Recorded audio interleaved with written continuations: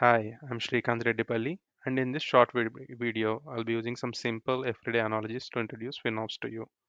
You need not be from any tech background. These examples are designed to help anyone understand key FinOps concepts without jargon. Consider this kind of a warm-up. Once you get the ideas through real-life comparison, everything else feels a lot of easier to follow. Let's get started with these analogies that explain FinOps in a most relatable fashion. So on the screen, you see there are two babies, one on the left and one on the right. The baby on the left side, which I marked right now, is comfortably placed on a bigger sofa, which is generally meant for adults, right?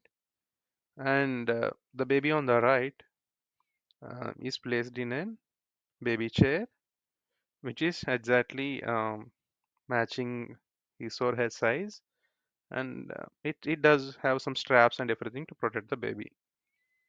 So here, if you observe the baby in the sofa, it's kind of much bigger, right? Very, very big actually. So it's kind of what we would say technically, it's a kind of over provision.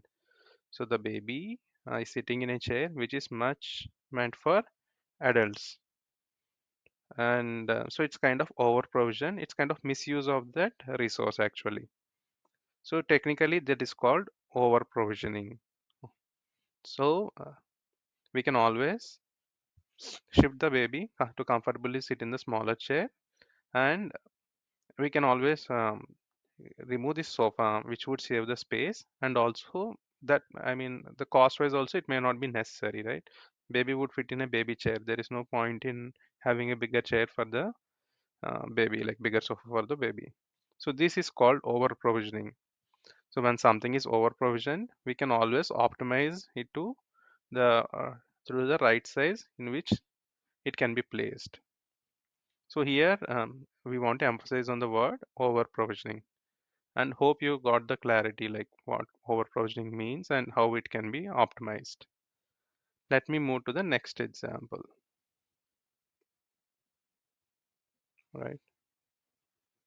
So in this example, you see there are street lights and also a table lamp. In the street light, if you observe, there is a sunshine already and still the lights are glowing. And similarly, even in the room, a reading room, you see the light is glowing while there is an ample sunshine coming through the window. In both the pictures, the meaning is the lights are switched on, but they are of no purpose because there is ample light, natural light coming from the sun. So, meaning like they are unused. So, even though they are powered on, they are still not in use, or they are useless actually. They're kind of idle or useless, right? So, this is kind of to understand what is the unused or misuse of an resource actually. So, in this case, what is the best action we can take? We can shut down, or I would say like we can switch off the lights, right? So any idle resources or unused resources or misused resources, we can always turn them down to save the power, to save the money. So this is one action. In this case, what is the optimization we have done?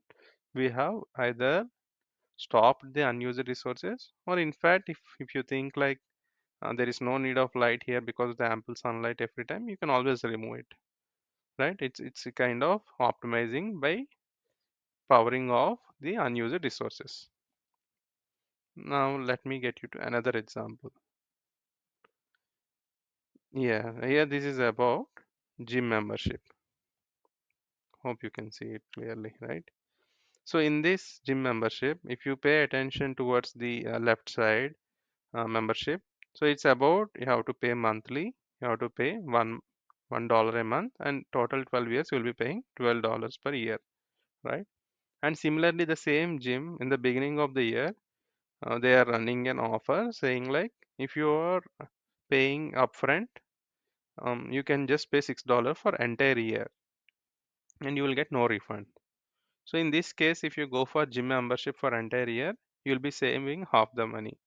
So the reason why gym is giving you this discount is because you're committing upfront, where you're paying them upfront and they are able to predict like you'll be coming for next 1 year. and they're giving a commitment based discount.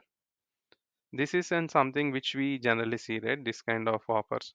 Even in FinOps space, we have something called reservations or a commitment based discount where you commit to the particular cloud provider that you will be using a particular resource for entire year or 2 years or 3 years, where they will be passing on the discount to you at a much cheaper price than the ad hoc prices. So this is called commitment based discount. Hope you got clarity on the three different terms which I tried to explain in our real life analogies. So one is about over provisioning, which we will optimize by doing right sizing. And similarly, we'll be doing periodic cleanups of unused resources which are kind of not being used by anyone, but still they are running. And another one is you'll be trying to get more discounts by committing the workloads which are going to run for a longer time.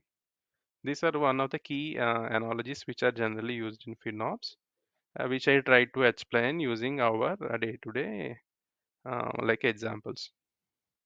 Hope this brings us some clarity about these things as we go on into the next videos where we would be trying to understand how FinOps team uses these three different optimization techniques to reduce the bills and to optimize the cloud spend. Thank you.